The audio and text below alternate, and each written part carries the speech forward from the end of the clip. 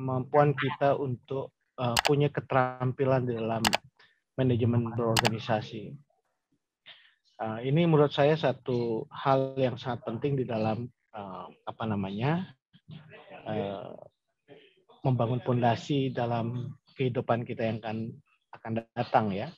Pengalaman saya juga sampai saat ini, dulu waktu mahasiswa saya juga sangat memandang pentingnya berorganisasi sebagai salah satu medium kita belajar gitu.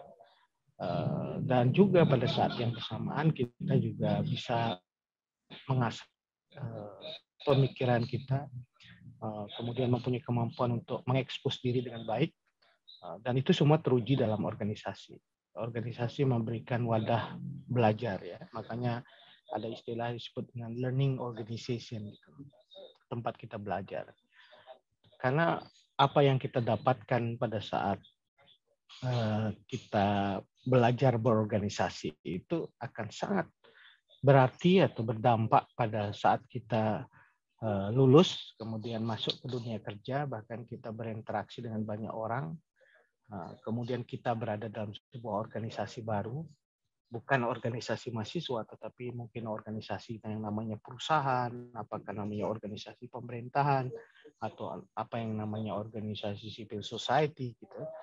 Pengalaman-pengalaman yang kita dapatkan itu akan sangat berguna bagi kita semua untuk berinteraksi dalam organisasi yang berbeda dengan skala yang tentu saja lebih besar. Organisasi perusahaan swasta, organisasi pemerintahan, ataupun organisasi CSO mempunyai karakter yang sama, yaitu mereka memiliki satu proses yang kita sebut sebagai decision making process, ya. Pengambilan keputusan. Apalagi teman-teman nanti menjadi bukan semacam staff saja, tapi menjadi leaders, menjadi pemimpin, menjadi chief executive officers di dalam perusahaan-perusahaan itu, dan atau di dalam organisasi publik.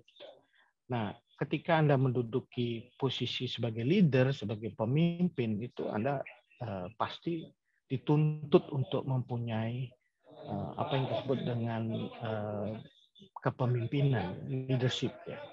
Karena leadership seorang leaders itu adalah memutuskan, dan dalam mengambil keputusan itu Anda akan diuji, gitu. Apakah Anda memberi keputusan yang tepat atau tidak di dalam organisasi yang Anda akan pimpin. Nah, seorang pemimpin itu selalu diuji oleh anggotanya atau oleh followersnya, bahkan itu dalam proses pengambilan keputusan. Ujiannya di situ. Jadi karena seorang pemimpin itu bukanlah seorang analis, bukanlah seorang yang memberikan saran, tetapi orang yang memutuskan. Jadi di lingkup yang lebih kecil juga kita sering memutuskan sesuatu. Anda seorang individu, di dalam ruang-ruang keseharian Anda juga sering memutuskan sesuatu. Kemudian di dalam lingkup keluarga, nanti Anda mungkin jadi kepala keluarga, Anda harus mengambil keputusan juga. Bahkan di level yang lebih tinggi. Jadi mengambil keputusan adalah sesuatu yang tidak bisa kita hindari di dalam proses berorganisasi. Dan Anda semua dalam mengambil keputusan itu, sekali lagi saya sampaikan ke Anda diuji. Sejauh mana Anda bisa mengambil keputusan yang tepat, yang tegas, yang cepat, begitu. Saya ingin cerita kepada Anda bahwa situasi yang kita hadapi dalam kehidupan itu tidak selalu situasi yang normal, gitu. Situasi yang biasa-biasa saja. Kita sering menghadapi situasi-situasi yang kita sebut sebagai krisis atau krisis. Kalau kita sering menghadapi situasi yang abnormal, yang extraordinary, gitu, yang tidak biasa. Kalau mengambil keputusan pada saat situasi normal itu sesuatu yang sangat mudah. Karena Anda sudah punya sistemnya, opsi-opsinya. Dalam pengambilan keputusan pasti Anda punya pertimbangan-pertimbangan, opsi-opsi yang Anda akan ambil. Kemudian Anda kemudian memutuskan. Dan situasinya tidak terlalu sulit bagi Anda. Tetapi berbeda kalau situasinya situasi yang sifatnya abnormal, yang extraordinary, situasi krisis. Krisis itu membuat Anda berada dalam pilihan. Kalau Anda tidak mengambil keputusan yang tepat, akan menimbulkan sebuah risiko. Apabila Anda tidak mengambil keputusan, Anda juga dihadapkan pada risiko. Jadi setiap putusan pasti menimbulkan konsekuensi risiko. Apakah risikonya besar, apakah risiko menengah, atau risikonya kecil, pasti setiap keputusan itu pasti mengambil risiko. Misalnya situasi pandemi sekarang ini, kita berhadapan dengan situasi di mana kita tidak punya presidennya dalam sejarah. Krisis kesehatan, orang menghadapi penyebaran virus yang luar biasa cepatnya, dan 180-an negara itu terinfeksi masyarakatnya oleh virus ini. Pada saat yang sama ada krisis di bidang ekonomi karena orang mengurangi aktivitasnya, bahkan kehilangan aktivitasnya, akhirnya menimbulkan masalah ekonomi. Dan ketika situasi ini terjadi, maka pertanyaannya adalah apakah Anda bisa menangani situasi ini? Itulah yang kita sebut sebagai ujian kepemimpinan. Situasi krisis itu akan membuat ujian kepemimpinan kita. Ketika dihadapkan pada sebuah pilihan yang mudah, tentu akan bisa mengambil keputusan yang cepat. Tapi kadangkala pilihan yang kita hadapi itu tidak mudah, yang kita sebut dilema. Dilema itu membuat kita berada di buah si malakama. Kalau ini yang kita ambil menimbulkan konsekuensi ya B. Kalau B yang kita ambil putusannya menimbulkan konsekuensi A. Dilema itu sering terjadi dalam pengambilan keputusan. Misalnya sekarang kalau kita bicara pandemi, kalau kita terlalu ketat ya, dalam menangani pandemi, misalnya membatasi aktivitas masyarakat dengan aturan-aturan yang sangat ketat, akhirnya apa yang terjadi? Konsekuensinya ekonomi masyarakat tidak bergerak. Masyarakat tidak bisa beraktivitas normal, tidak bisa produktif, dan akhirnya memukul ekonomi. Tetapi ketika ini terlalu longgar, gitu, Anda tidak ketat lagi, tapi longgar, PPKM-nya diperlonggar, tapi akhirnya masyarakat euforia, ekonominya tumbuh, tapi sisi lain memukul kesehatan. Nah, itu yang saya sebut sebagai dilema. Kehadiran seorang pemimpin sering dihadapkan pada soal dilema ini. Entah itu pemimpin di level negara seperti presiden, level daerah seperti gubernur, ataupun Anda sendiri dalam banyak hal dan organisasi pasti menghadapi dilema. Tetapi yang paling penting dari seorang pemimpin ketika berhadapan dengan risiko dan dilema itu adalah pertama, dia punya dulu apa yang disebut dengan pertimbangan-pertimbangan yang sangat kalkulatif, yang sangat rasional, yang sangat bahkan saintifik dalam mengambil keputusan. Nah, ini yang menurut saya hal yang paling mendasar, yang fundamental.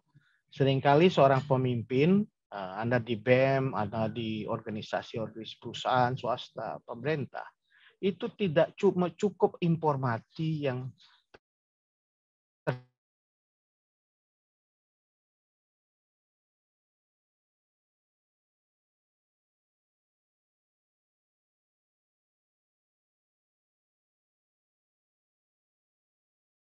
dengan pertimbangan yang matang. Jadi menurut saya satu yang penting ketika Anda sekarang ini latihan kepemimpinan, latihan manajemen, salah satu yang paling mendasar yang perlu Anda miliki adalah Anda mendapatkan informasi, analisis, dan pertimbangan yang kuat sebelum mengambil keputusan. Nah, itu yang kita sebut dengan tersedianya data informasi yang menurut saya yang harus kuat gitu ya sebelum Anda ngambil keputusan. Nah, di organisasi mahasiswa contohnya ya, kalau Anda mengambil keputusan tentang sesuatu, itu Anda harus dapat informasi yang cukup tentang apa yang kita sedang hadapi dan bagaimana cara kita menghadapi dan kemudian opsi-opsi yang tersedia itu seperti apa. Jangan sampai mahasiswa ketika mengambil posisi, mengambil sikap, mengambil keputusan, dia tidak mendapatkan informasi yang cukup. Oleh karena itu, syarat dasar untuk dapatkan informasi yang cukup itu literasi. Literasi itu membaca, mendapatkan informasi, bahkan melakukan riset. Bahkan ada yang menyebutkan salah satu, mungkin Anda di FISIP ini sangat sering Anda mendengar istilah ini, itu riset based policy. Jadi dalam riset based policy itu sebuah kebijakan atau keputusan itu harus berbasiskan pada riset. Riset itu akan memberi Anda pengetahuan yang cukup tentang apa yang tengah terjadi dan bagaimana menyikapi itu. Nah, sayang kalau kita mengambil keputusan tidak dapat informasi dan pengetahuan yang cukup itu. Akhirnya keputusan kita ambil tidak kuat. Oleh karena itu, pengalaman saya juga di pemerintahan sampai sekarang ini, salah satu yang paling penting ketika kita mengambil keputusan adalah kecukupan data informasi. Bahkan persoalan kita di Indonesia dan mungkin juga beberapa negara yang lain itu adalah fragmentasi data. Data, misalnya kalau ngomong kemiskinan, datanya juga bisa beragam sekali datanya. Satu kementerian bisa berbeda dengan kementerian lain, data yang kita miliki. Luas lahan, produksi pertanian misalnya, itu bisa berbeda-beda. Jadi ini harus dibereskan juga dalam proses pengambil keputusan. Kita harus mempunyai data, informasi, pengetahuan yang cukup, yang bahkan dilakukan melalui riset base, kemudian kita gunakan untuk mengambil keputusan. Itu satu. Yang kedua, kita juga punya pertimbangan yang sangat kalkulatif, rasional, bahkan berbasis scientific data itu mengenai opsi-opsi yang muncul dalam pengambil keputusan. Misalnya kalau kita melihat tadi contoh rem dan gasnya Pak Jokowi antara ekonomi dan kesehatan, kita harus kalkulasi. Kalau kita mengambil satu langkah akan menimbulkan konsekuensi apa? Itu harus clear kalkulasinya.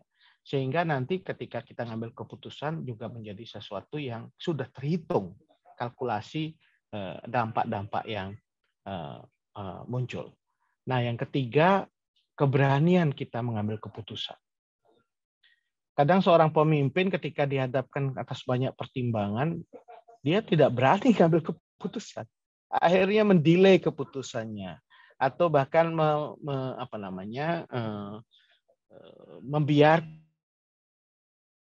situasinya berubah cepat, tidak meresponnya dengan keputusan yang diambil saat itu. Jadi keberanian untuk mengambil keputusan itu harus juga dimiliki oleh seorang pemimpin. Karena kalau dia tidak berani mengambil keputusan, tentu tidak akan decisif, ya. Tidak akan dipecahkan persoalan itu. Nah, tentu setelah keputusan itu diambil, Anda harus juga bisa memperkuat atau mempertahankan dan mempertanggungjawabkan keputusan itu. Bahkan dalam satu sisi tertentu kalau keputusan itu betul-betul keliru atau bahkan sesuatu yang ketika dibuat itu ternyata dalam perjalanan di lapangan itu perlu penyesuaian, maka Anda harus bisa mengevaluasi keputusan yang Anda dibuat. Jadi ini penting sekali bagi saya untuk saya sampaikan kepada adik-adik mahasiswa karena tadi bahwa sebuah siklus pengambil keputusan itu akan Anda hadapi di dalam setiap organisasi, apakah itu di organisasi yang sangat kecil sampai organisasi besar, kita berhadapan dengan itu. Dan kita tidak ingin menjadi leader without leadership. Jadi kita tidak ingin menjadi pemimpin tanpa kepemimpinan. Itu penting sekali. Seorang pemimpin harus diuji dan handal dan bahkan sangat dipercaya karena kepemimpinannya.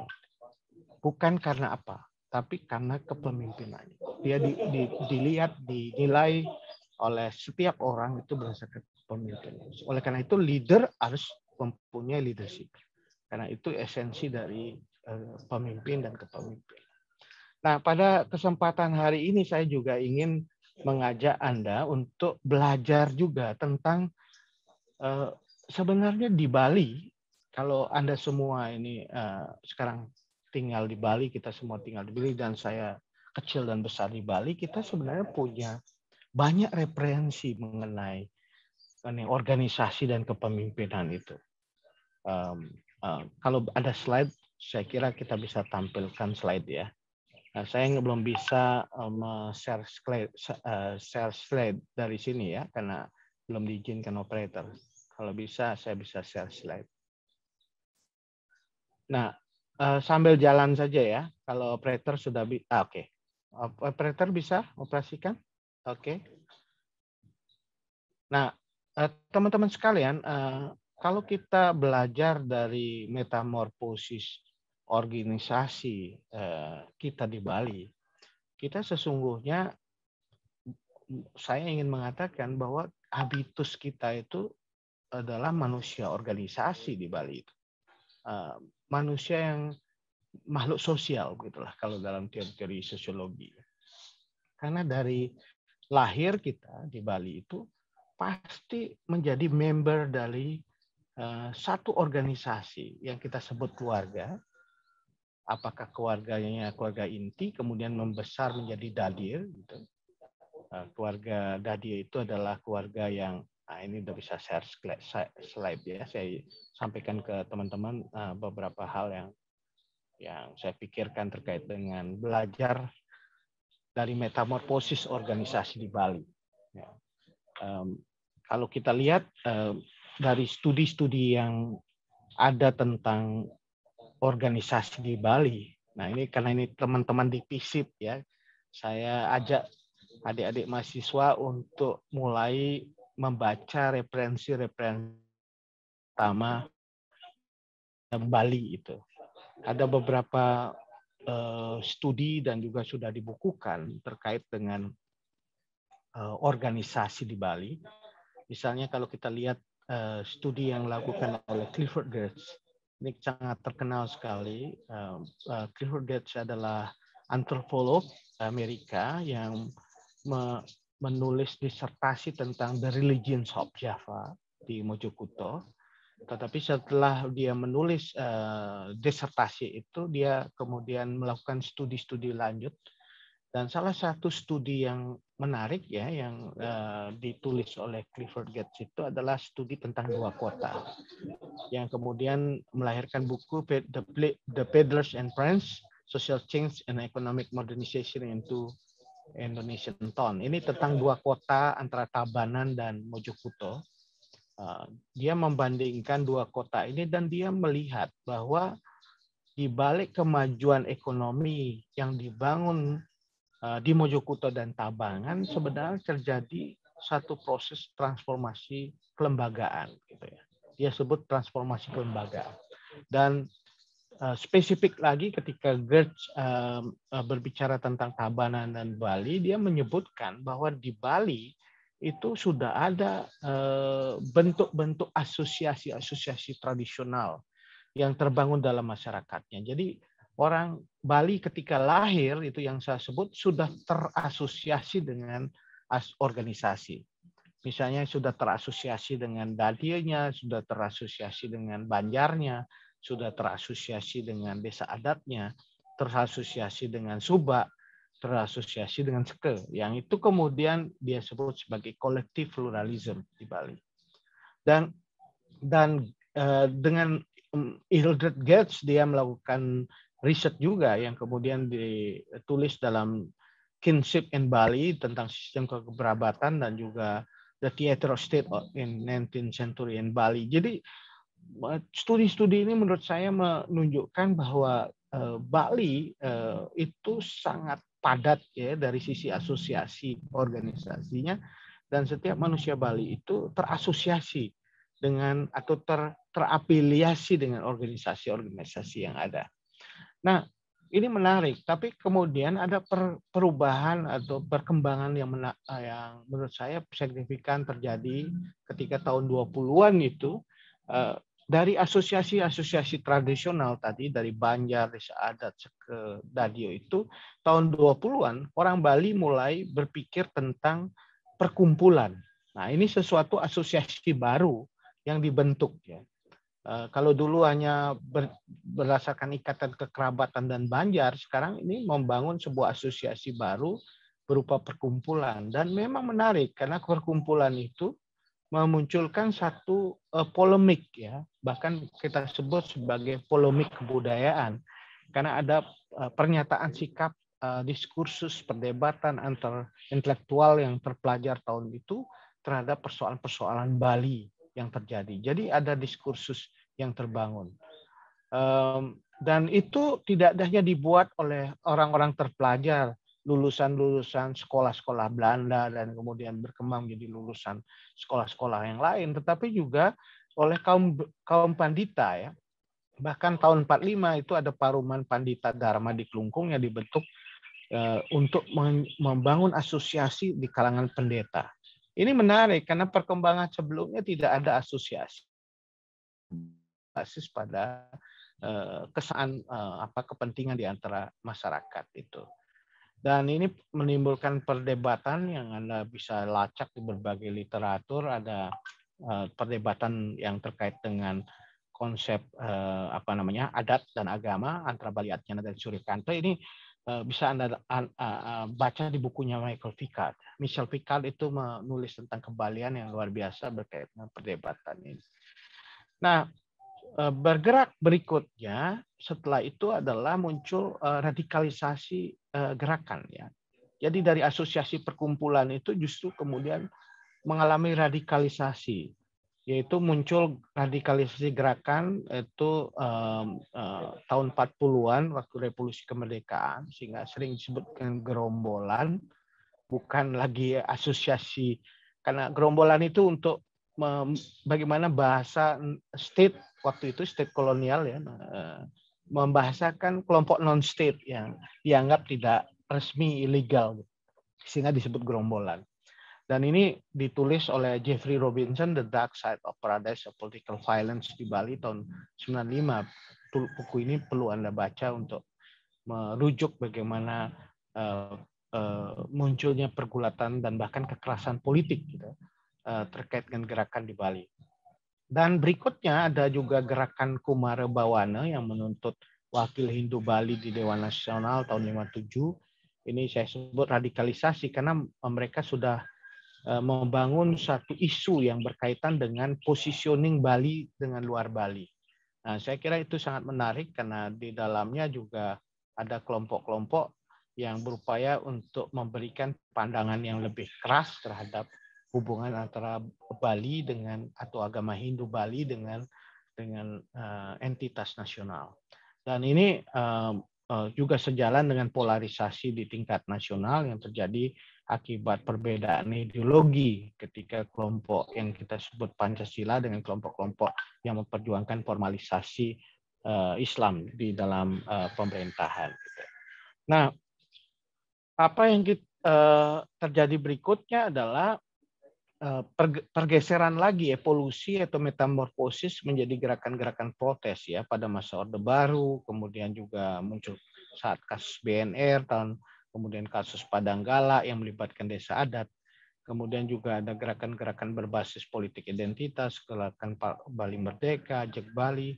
Nah, yang menarik sekarang ini Anda sebenarnya di gerakan mahasiswa itu muncul apa yang disebut dengan new social movement ya, gerakan sosial baru yang sebenarnya isunya lintas negara, transnasional, kemudian juga masuk mempersoalkan masalah-masalah tidak hanya lokal tetapi global seperti climate change, hak asasi manusia, demokrasi, itu semua menjadi agenda-agenda global.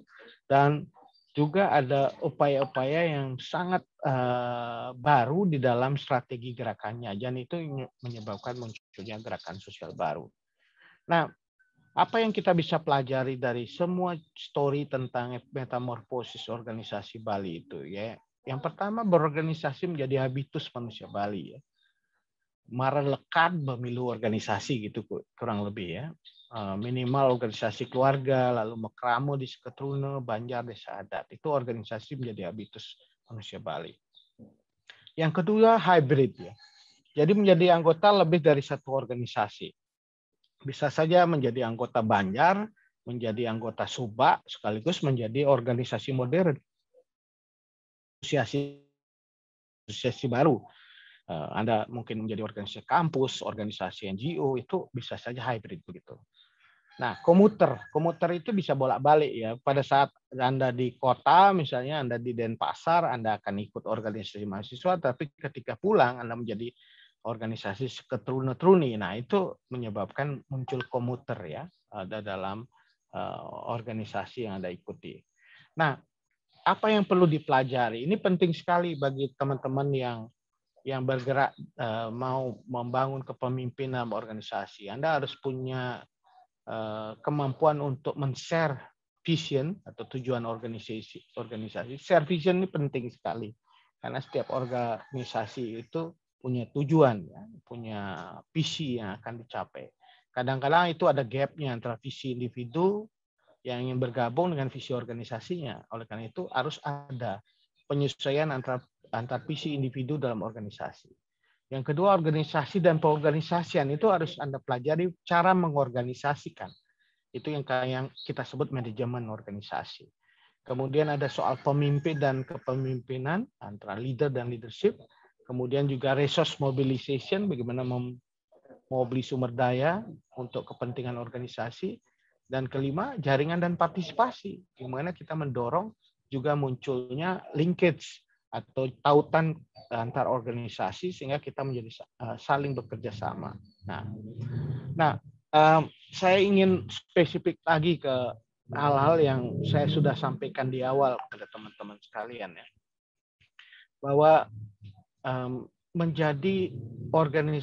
menjadikan organisasi itu sebagai tempat belajar. Ini menurut saya satu yang harus dibangun di Bali ya, karena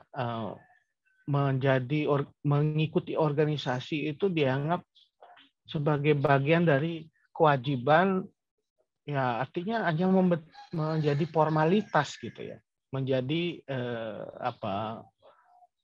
supaya milu kan gitu, supaya tercatat saja menjadi anggota gitu. Padahal kita berorganisasi harus mulai menggunakan organisasi tempat belajar, tempat melatih diri.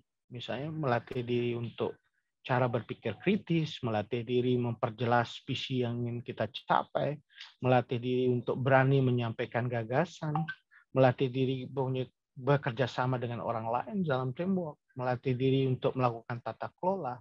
Itu semua adalah cara kita melatih. Jadi saya harap teman-teman yang ikut LKMM ini mulai dengan kesadaran ini, gitu. Menjadikan organisasi itu tempat belajar, tempat berlatih. Kalau tidak, LKMM hanya formalitas, hanya kewajiban yang harus ikut. Setelah itu selesai. Bagi saya harus lebih dari itu. Bahwa mengikuti LKMM, Anda sebenarnya menyiapkan diri untuk menjadikan organisasi itu sebagai tempat belajar, tempat melatih diri dengan berbagai keuntungan tadi, berpikir kritis di dalam organisasi, kemudian visi, share vision yang kita harus bangun, melatih diri, melatih kemampuan bekerja sama, melatih tata kelola, semuanya kita latih dan tempat belajarnya di organisasi. Nggak apa-apa salah sebenarnya. Kadang-kadang kan suatu pengalaman menjadi suatu hal yang penting gitu di dalam organisasi. Melatih diri, kadang-kadang kita juga mengalami kesalahan, melakukan kesalahan, tapi bukan masalah sebenarnya dalam upaya melatih diri sebagai learning organization.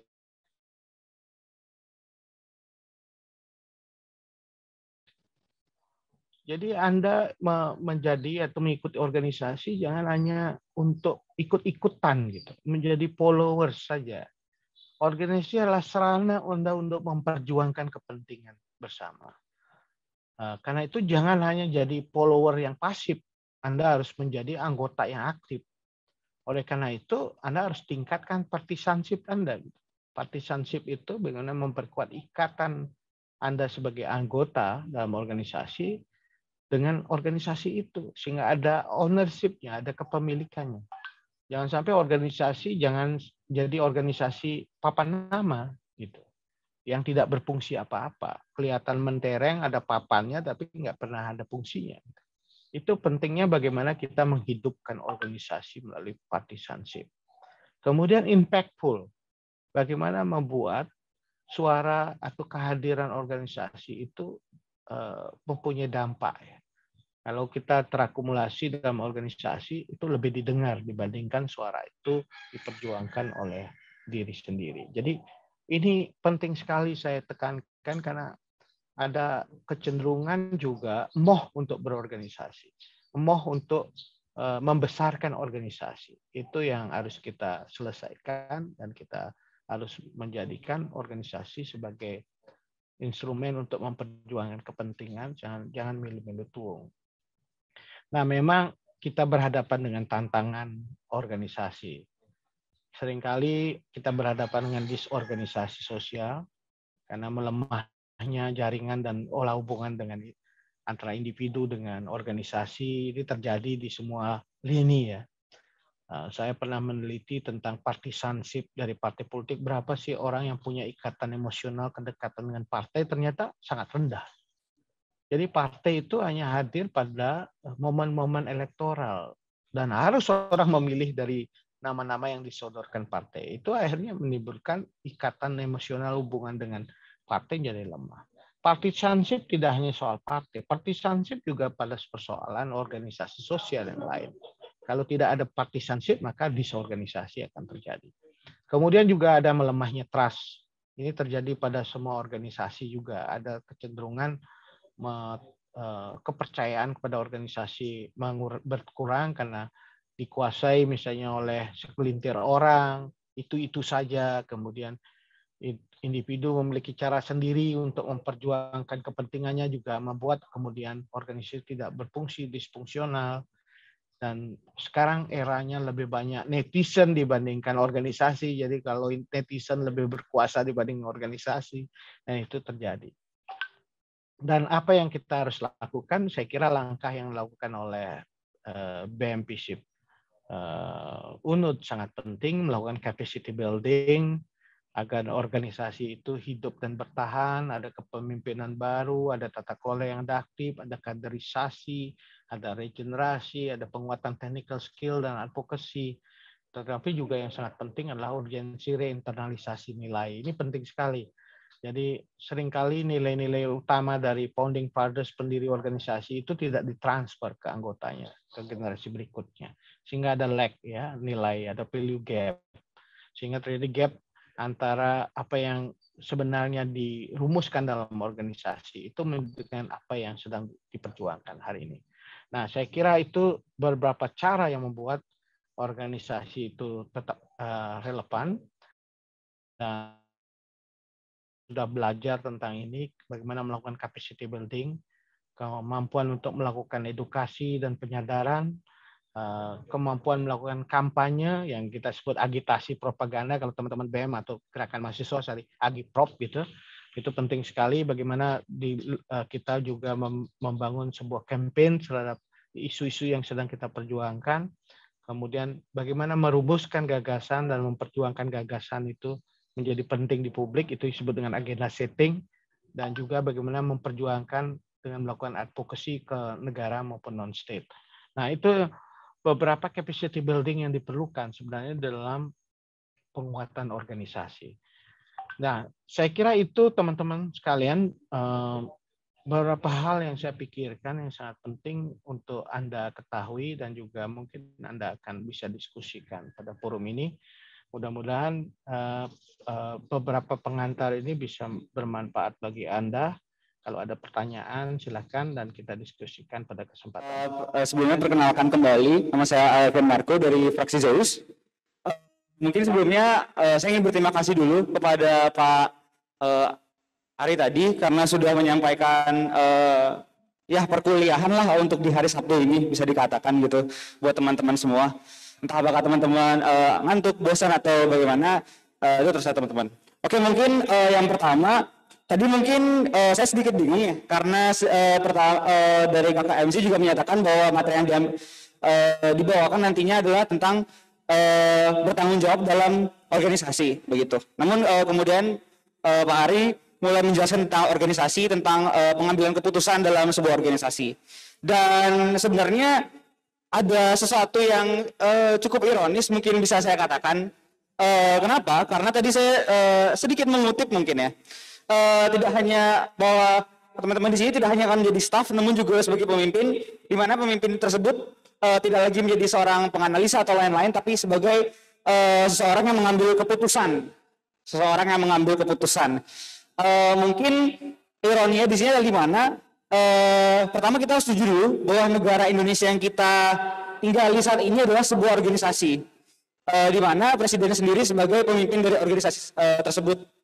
Dan kalau mungkin kita lihat dari awal mula pandemi COVID-19 ini, dari bagaimana yang pertamanya dianggap sepele dan dianggap bisa ditangkal gitu dengan hanya kartu pandemi gitu, kalau nggak salah pernah ada muncul, sampai pada akhirnya kita pernah benar-benar menderita dari pandemi ini. Ini menunjukkan bahwa ini apa yang diindikasikan dari hal tersebut, ini menunjukkan bahwa apa yang Pak Haris sampaikan hari ini merupakan hasil dari penderitaan masyarakat Indonesia. Bagaimana pemerintah gagal, bisa dikatakan gagal dalam membuat sebuah keputusan yang pada akhirnya mengorbankan ratusan ribu nyawa dari masyarakat Indonesia sendiri.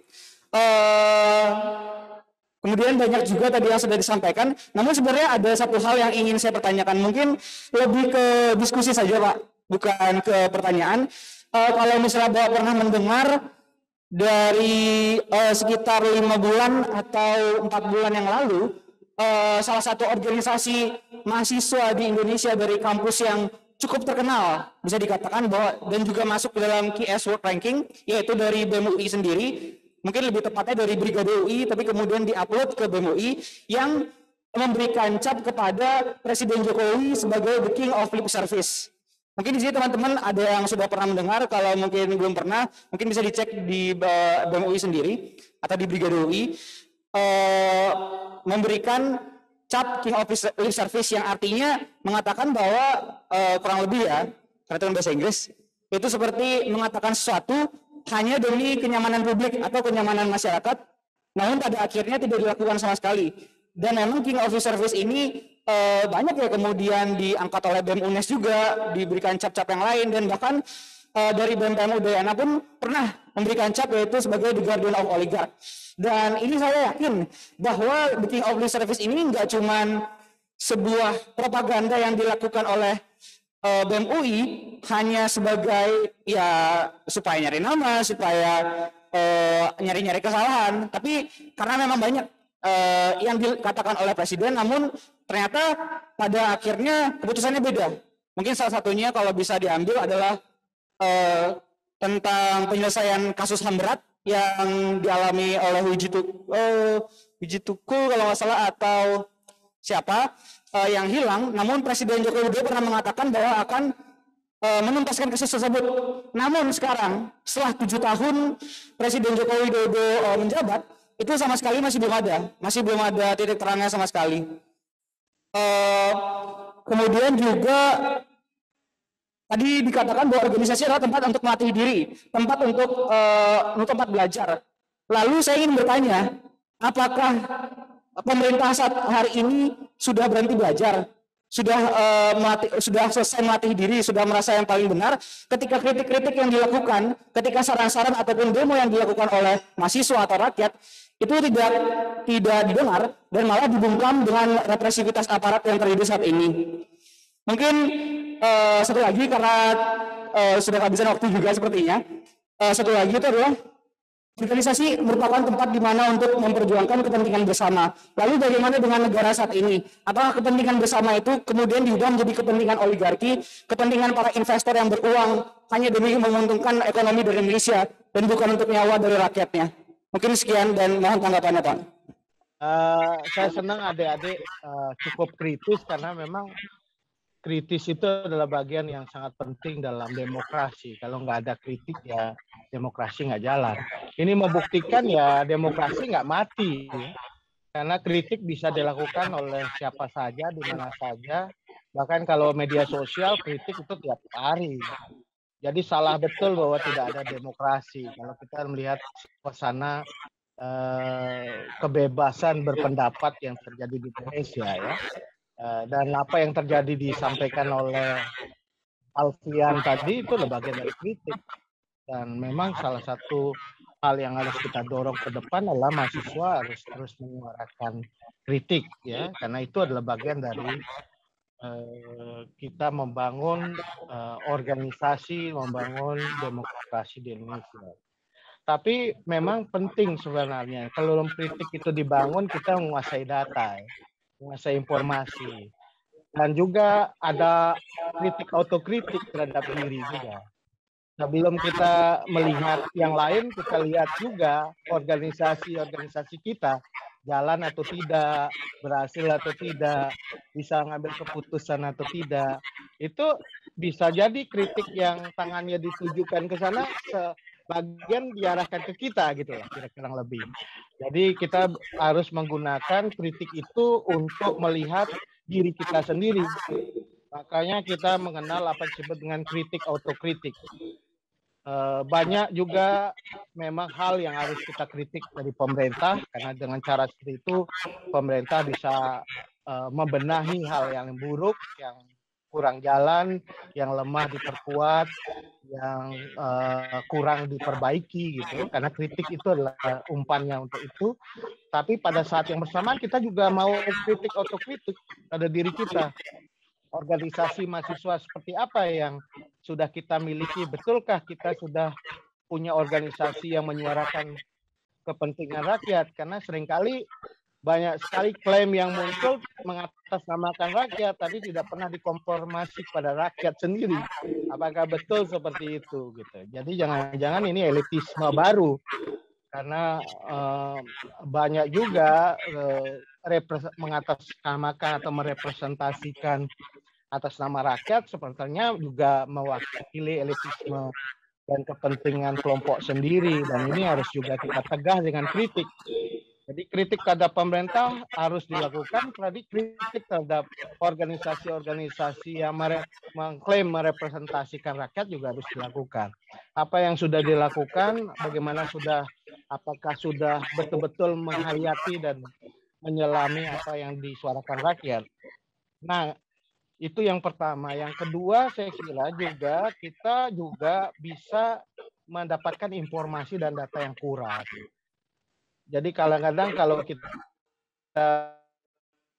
baik sebuah kritik, kalau tidak ada informasi kritik yang kita sampaikan gitu. Satu contoh tadi misalnya. Di sekian banyak negara di dunia dalam menghadapi pandemi, Indonesia dipandang sebagai negara yang berhasil menghadapi pandemi. Karena pandemi ini tidak mudah.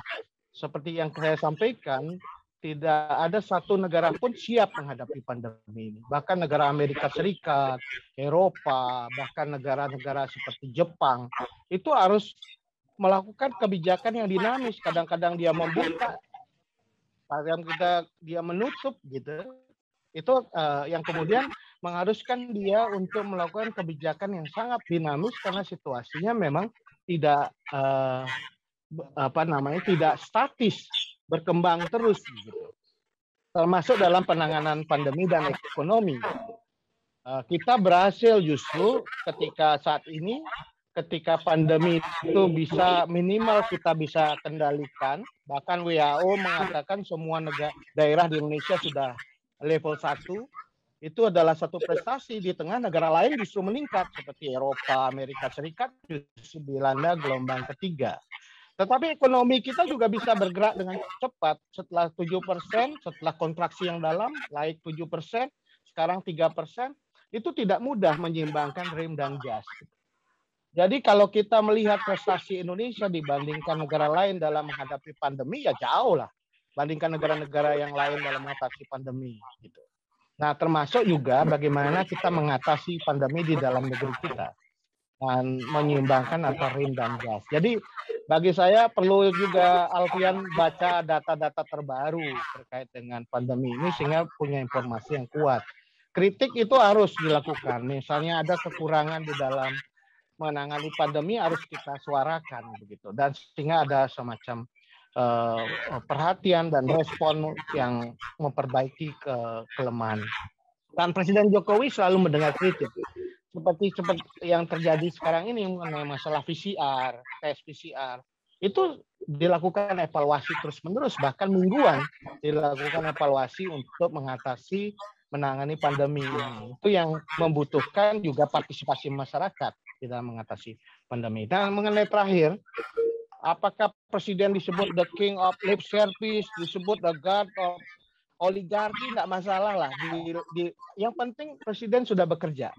Dan apa yang disampaikan itu sebenarnya bisa dinilai oleh rakyat lah.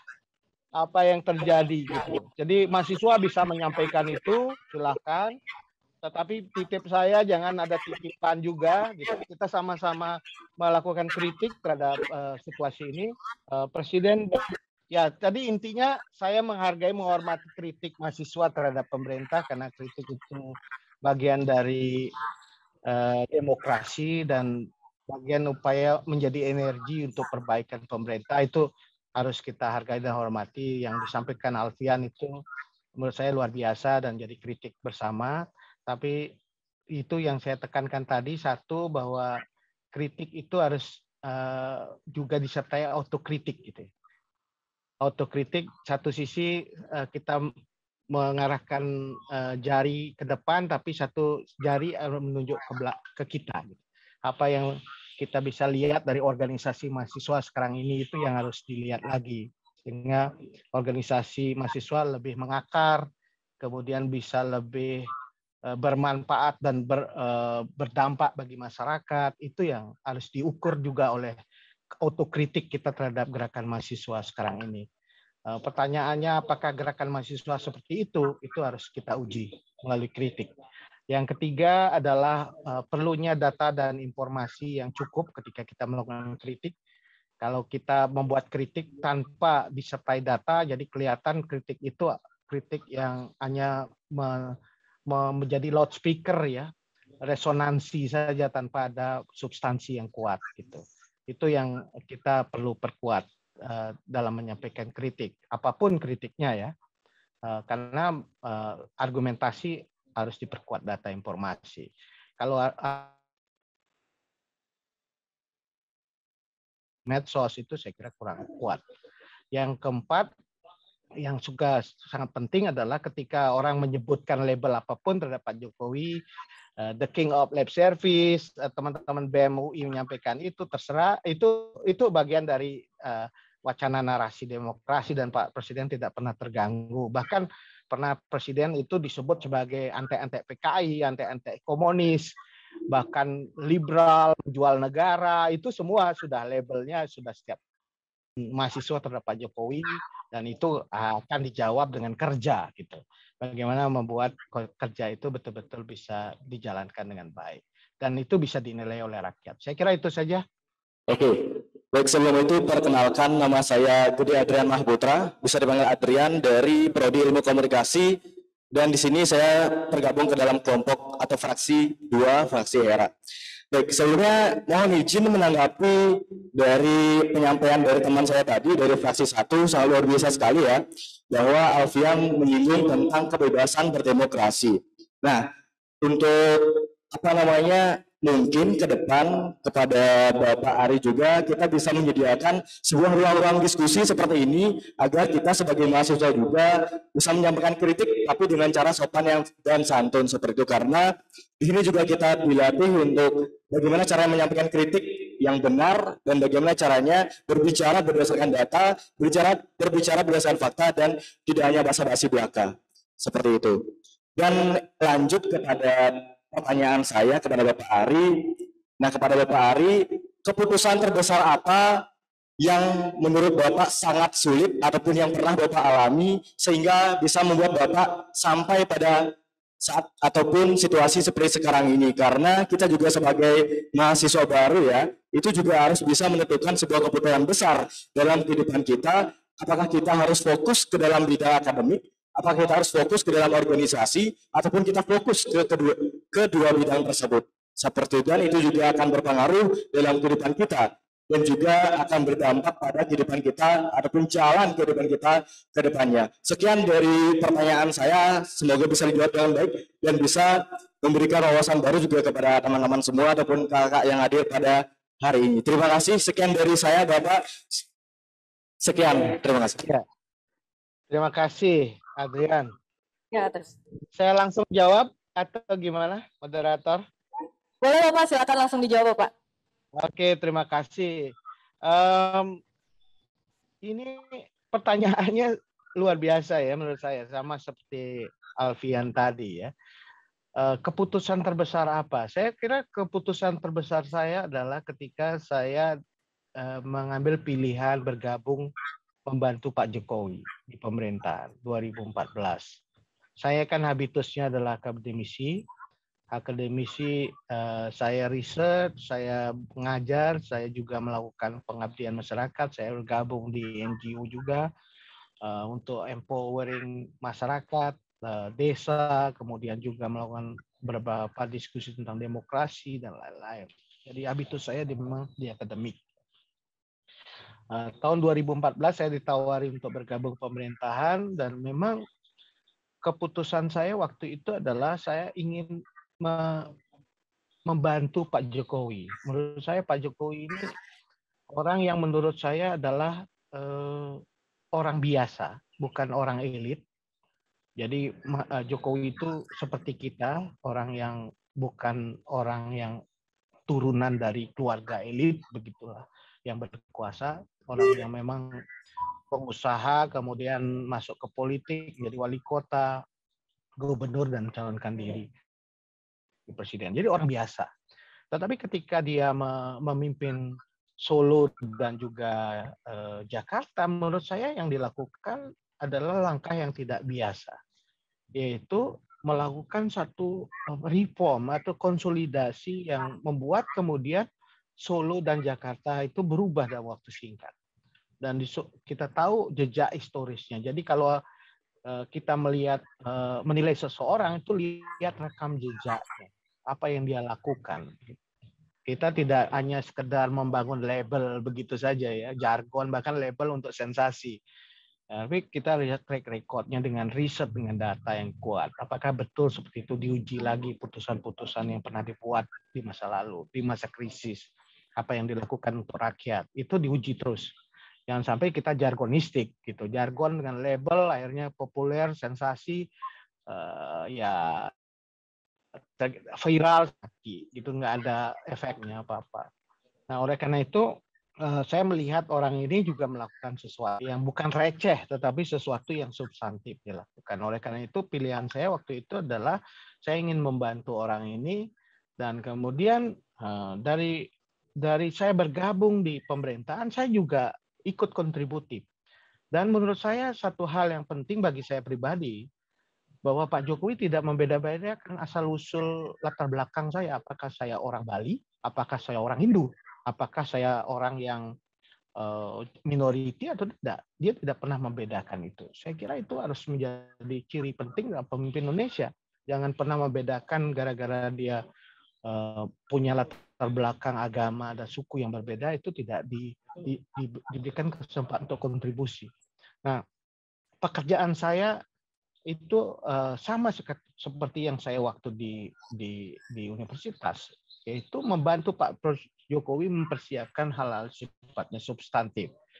Saya menyiapkan hal substantif itu tentu berbasis riset, berbasis pada kemampuan akademik saya gitu, untuk membantu memberikan saran ke masukan pada Pak Jokowi, sehingga Pak Jokowi bisa mengambil keputusan yang tepat. Dan saya kira Pak Presiden Jokowi mengambil banyak keputusan yang besar ya. Soal Freeport, soal penghapusan subsidi BBM, operasi pembangunan infrastruktur, pembangunan SDM, itu keputusan-keputusan besar yang resikonya juga besar. Tapi diambil. Dalam 7 tahun terakhir perubahan cukup banyak yang dilakukan. Dan itu dirasakan oleh masyarakat. Gitu.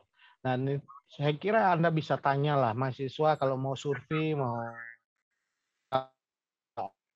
benar nggak suara rakyatnya, itu harus dipelajari secara lebih dalam. Keputusan-keputusan besar diambil oleh Pak Jokowi, dan saya semakin yakin bahwa ini menghasilkan hal yang luar biasa. Jadi saya membantu pemimpin orang biasa dengan langkah tidak biasa untuk menghasilkan sesuatu yang luar biasa. Saya yakin dengan 10 tahun pemerintahan ke depan banyak lompatan yang kita lakukan. Dan keyakinan itu membuat saya percaya diri untuk membantu Pak Jokowi. Bahwa ada kritik seperti Alfian tadi, ya biasa saja dalam demokrasi. Harus kita jawab kritik itu. Yakinkan Alfian apa yang dia kritikkan itu tidak benar. Gitu. Itu yang kita sampaikan. Dan menurut saya keputusan terbesar saya bergabung dalam pemerintahan. Dan saya tidak pernah lupa jalan pulang. Saya mengatakan bahwa walaupun saya bergabung di dalam kekuasaan, di dalam pemerintahan, inti dalam pemerintahan, tidak membuat saya tidak melupakan jalan pulang saya sebagai akademisi. Saya tetap memegang teguh integritas sebagai akademisi. Suatu saat saya kembali menjadi guru besar, ngajar lagi di Universitas Gadjah Mada, dan akan membangun reputasi dan juga argumentasi saya berdasarkan prinsip yang saya yakini. Nah, itu saya kira perbedaan pendapat nggak apa-apa. Kalau tadi ada perdebatan, saya bukan hal yang masalah. Karena di kampus sudah setiap hari perbedaan pendapat itu dilakukan. Nah, itu yang kita lakukan. Dan puncak karir saya nanti ya guru besar lah. Nanti jangan sampai saya berhenti di pemerintah menganggap itu sebagai puncak karir saya. Dan itu menurut saya keputusan pribadi saya terbesar karena saya membantu orang besar dan saya kembali dengan dignity, dengan percayaan diri yang besar, nanti suatu saat ini akan ada gunanya. Bagaimana menyimbangkan antara akademik dan organisasi? Saya kira teman-teman jangan takut masuk organisasi. Akademik adalah sesuatu yang penting, tetapi menurut saya yang juga tidak kalah pentingnya adalah interaksi Anda di dalam dunia-dunia yang di luar akademik. Di situ ada sangat banyak pelajaran yang kita dapatkan. Pengalaman saya di UGM ya waktu mahasiswa, saya akademik saya seriusi, tetapi akademik itu sesuatu yang sangat kita bisa manfaatkan untuk di luar akademik. Ini akan sangat membantu kita ke depan dalam menyampaikan pikiran, dalam menentukan putusan, berpikir kritis, menganalisis sesuatu, itu semua kita dapatkan di akademik dan juga dalam organisasi. Saya melihat kecenderungan teman-teman sekarang ini, baik saya curiga itu tidak hanya terjadi di Bali, tetapi di luar Bali terjadi, yaitu banyak teman-teman yang enggan untuk bergabung ke dalam badan eksekutif mahasiswa, ke dalam organisasi-organisasi kampus, organisasi non-kampus. Saya kira saatnya momen kuliah ini kita pergunakan sebaik-baiknya untuk mengasah diri, melatih diri dalam organisasi ini. Nah, dalam organisasi pasti ada perdebatan, ada gesekan. Saya kira gesekan itu seperti kita menumbuk gabah itu. Kalau kita tumbuk terus-menerus, gesekan terjadi akan menjadi putih gitu. Jadi kan menjadi terasa. Oleh karena itu menyimbangkan akademik dan organisasi itu penting gitu. Apa yang kita dapat di akademik akan bermanfaat bagi organisasi. Organisasi akan mendukung akademik kita. Nah, itu saya kira pengalaman saya selama ini di UGM dan kemudian sekarang di pemerintahan, saya pun tidak berhenti untuk berorganisasi. Saya adalah Sekjen, Sekretaris Jenderal PPK Agama, organisasi alumni UGM yang terbesar, dan itu saya menjadi sekjennya. Saya juga duduk di berbagai organisasi yang lain. Saya mempunyai Yayasan Puri Kawan Ubud yang bergerak di bidang sastra, budaya, dan pelestarian aksara. Saya ingin berbuat sesuatu untuk masyarakat Bali terutama. Itu saya lakukan gitu. Karena bagi saya di pemerintahan dan juga di organisasi bisa kita lakukan secara bersama-sama. Itu yang ingin saya sampaikan kepada Anda. Mudah-mudahan ada beberapa inspirasi yang bisa Anda dapatkan dari apa yang saya ceritakan. Jangan berhenti untuk melakukan sesuatu. Aktivisme itu harus dijalankan, tapi aktivisme itu juga harus disertai dengan basis pengetahuan yang kuat, literasi. Jadi aktivisme tanpa literasi itu menurut saya satu fenomena yang orang bisa langkah kita ngawur kemana-mana. Tetapi kalau literasi tanpa aktivisme ya sama dengan kita sebagai orang yang tidak melakukan apa-apa. Ya, ini dua hal ini harus jalan, antara literasi dan aktivisme itu harus kita perkuat di perguruan tinggi termasuk bagi teman-teman di FISIP Universitas Udayana. Saya kira itu, moderator. Baik. Perkenalkan, nama saya Niputu Dinda Mutiara Pranasari Dewi dari fraksi 6 Apollo. Izin bertanya kepada Bapak Ari, seperti yang sudah Bapak paparkan tadi, dalam siklus pengambilan keputusan terdapat unsur keberanian dalam pengambilan keputusan tersebut. Pertanyaan saya, Bapak, apakah dari Bapak sendiri memiliki cara maupun tips untuk berani dalam mengambil keputusan? Karena kita sendiri tentu memiliki suatu keputusan, namun kurang berani untuk mengungkapkan keputusan tersebut, takutnya keputusan tersebut tidak tepat. Terima kasih. Terima kasih atas pertanyaannya, Dinda. Mungkin untuk Bapak Ari bisa langsung dijawab pertanyaan. Ya, ini pertanyaan yang bagus juga. Saya tadi sudah memberikan penekanan bahwa dalam mengambil keputusan itu kita harus punya juga dasar. Dasar itu tadi bisa dengan informasi atau data dan juga opsi-opsi atau pertimbangan terkait dengan apa yang harus kita putuskan itu secara kalkulatif.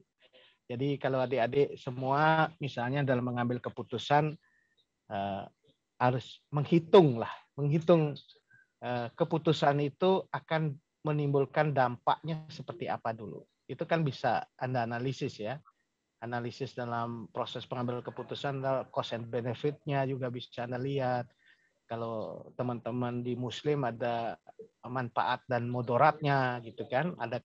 Ada hitungan atau hal-hal yang harus kita pertimbangkan dalam mengambil keputusan itu. Termasuk juga nilai yang kita yakini itu harus kita pertimbangkan. Jadi orang yang mengambil keputusan itu tidak serta-merta dia bisa mengambil keputusan secara spontan tanpa melakukan apapun hitungan. Dia harus menghitung. Apalagi kita bicara negara ya. Pak Jokowi mengambil keputusan awal untuk melakukan 3 itu aja luar biasa. Kesehatan, perlindungan sosial, dan juga ekonomi. 3 itu dilakukan secara bersamaan. Kalau tidak, banyak negara yang kemudian chaos karena pengetatan itu tanpa dihitungi oleh perlindungan sosial. Jadi dihitung dulu. Nah, setelah dihitung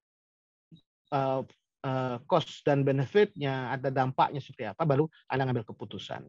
Nah, cuman ngitungnya jangan terlalu lama. Karena seringkali pemimpin itu delay-nya luar biasa atau menghadapi karena dilema itu keputusannya itu membiarkan keputusan itu tidak diambil. Jadi Anda harus cepat kalau ini situasinya krisis gitu, situasi cepat harus diambil keputusan itu diambil. Nah, dan ketika ngambil keputusan itu saya sebutkan tadi, Anda harus memastikan keputusan itu dijalankan. Nah, tentu di sini bisa jadi ada gap juga, ada antara keputusan yang diambil dengan apa yang terjadi, apa yang muncul di lapangan itu bisa berbeda. Oleh karena itu harus ada monitoring evaluasi dari keputusan itu.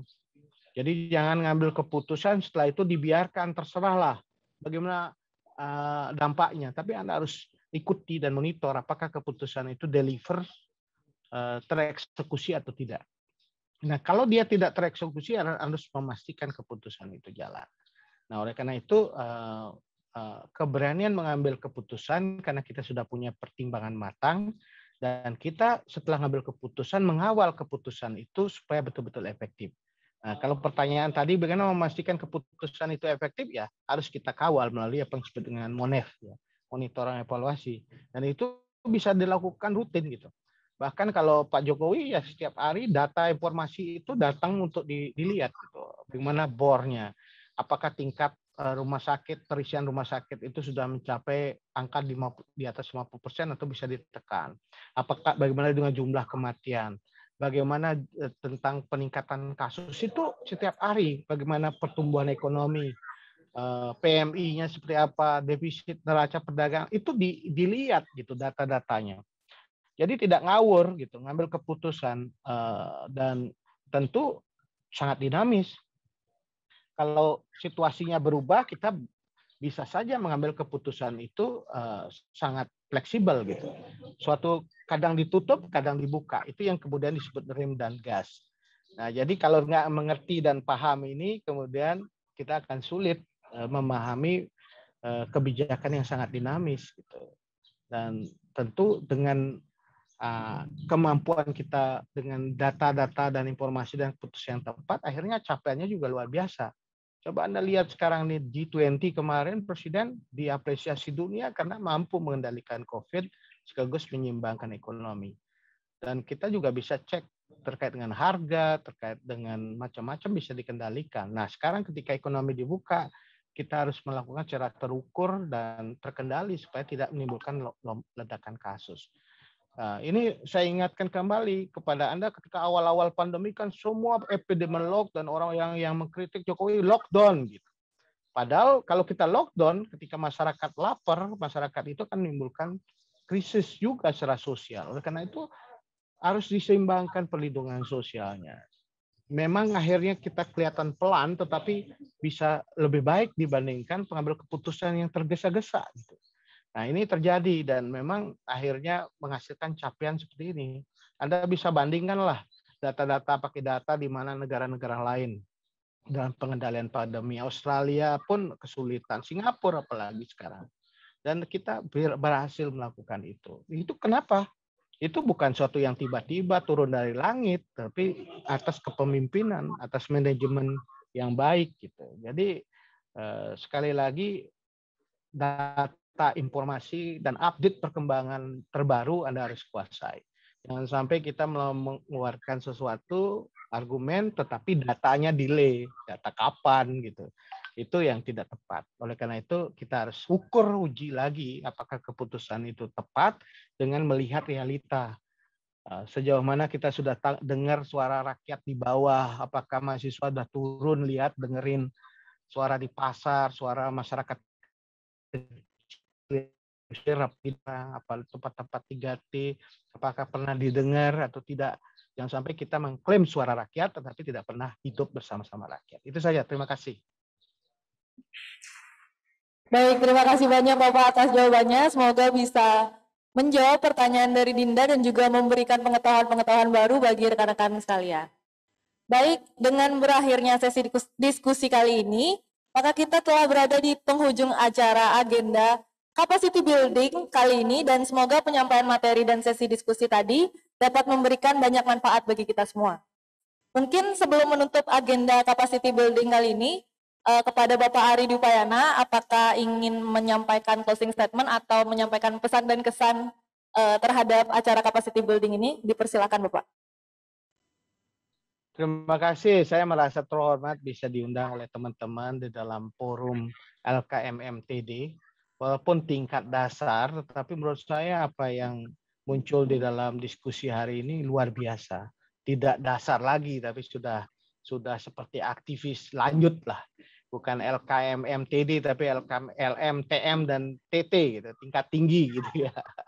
Mudah-mudahan teman-teman bisa menjadikan forum ini sebagai ajang untuk menambah pengetahuan dan keterampilan. Saya juga banyak belajar dari teman-teman tadi dengan berbagai pendapat, argumen, dan juga pandangan. Saya kira itu adalah salah satu kekayaan kita dalam intelektual. Perbedaan pendapat itu adalah sesuatu yang penting untuk mengasah kita supaya lebih berpikir lebih kritis lagi dan tentu akan bisa menghasilkan sesuatu yang lebih baik. Dan harapan saya nanti ketika teman-teman setelah LKMM ini sudah mulai bergairah lagi untuk aktivisme dan juga literasi. Dua hal yang saya pesankan tadi. Jangan lupa literasi dan aktivisme. Literasi akan memperkaya pengetahuan kita. Kita tidak seperti katak di bawah tempurung, seperti orang yang tidak mengerti perkembangan informasi, tetapi juga aktif berkontribusi kepada persoalan-persoalan sosial, persoalan kemasyarakatan, karena kontribusi kita akan dilihat, akan diukur oleh masyarakat dari apa yang kita lakukan untuk masyarakat. Dan kalau kita ingin berbuat lebih banyak untuk masyarakat, saya kira organisasi mahasiswa menjadi organisasi yang terpercaya dan mendapatkan legitimasi dari rakyat. Sehingga tidak menjadi menara gading yang hanya di kampus, tetapi organisasi yang memberi kontribusi bagi penguatan masyarakat. Sekira itu harapan saya pada teman-teman sekalian. Selamat atas suksesnya LKMM TD FISIP Universitas Udayana. Jangan pernah lelah untuk melakukan sesuatu untuk bangsa dan negara kita. Api yang kita harus terus bangun ke depan untuk Indonesia yang lebih baik, Indonesia yang lebih maju. Sekali itu, terima kasih. Wassalamualaikum warahmatullahi wabarakatuh. Om Santi Santi Santi. Om.